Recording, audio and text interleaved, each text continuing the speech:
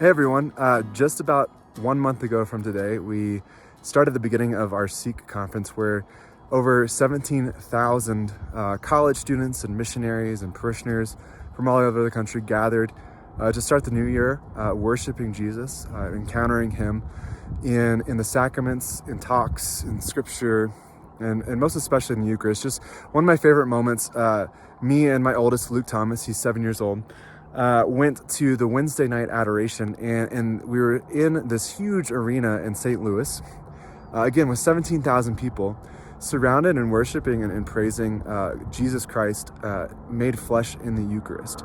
And one comment he made just has really stuck with me over this past month as we were sitting there praying with all of our students from all of our campuses and the missionaries. He's looking at the Eucharist and he says, "Daddy, there's lights coming from the Eucharist. There's lights coming from Jesus." And the reality was there was a bunch of spotlights that were shining on the Eucharist and the monstrance, and that is true. But I think more I think about it, he had a really good idea of a real spiritual truth. And I mentioned that today, especially because today is the feast of the presentation of Jesus, where Mary and Joseph bring, in Luke's gospel, bring Jesus to the temple, where Simeon and Anna, the prophet and prophetess, are there, and they proclaim that salvation has come. Simeon's words are, "Lord, now you can let your servant go in peace. He's been waiting for a long time in the temple for the Messiah. Lord, now you let your servant go in peace. Your word has been fulfilled. My own eyes have seen your salvation, which you have prepared in the sight of every people." And he says this, he says, "A light to reveal you to the nations, to the Gentiles." This light, that's what Jesus is. He's a light that has come to reveal God the Father to all nations, not just Israel, but everyone.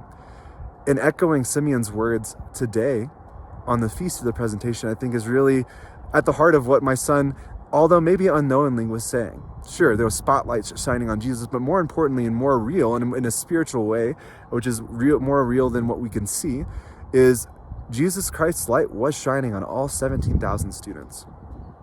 On me, on Luke Thomas. Every time you walk into a church, His light shines on you. And so I just want to, first of all, encourage you to as we are, in the beginning of the new year, we're approaching Lent, on this Feast of the Presentation, make that invitation to Jesus, Jesus, I want you to fill me with your light even more today. And ask just for your prayers too, for that light that was shown on all those students, especially the students from Alabama and Birmingham, Mississippi State and Vanderbilt and Belmont and Middle Tennessee, on all of our schools and all the students there. I just ask that the light that was shown on them at Seek might continue to penetrate their hearts, and please pray for that. There's just so many great glory stories which I'm excited to share in the future, but pray for the way the Lord has worked and continues to work and shines His light to all nations. Hope you're having a great day. God bless. We'll talk soon.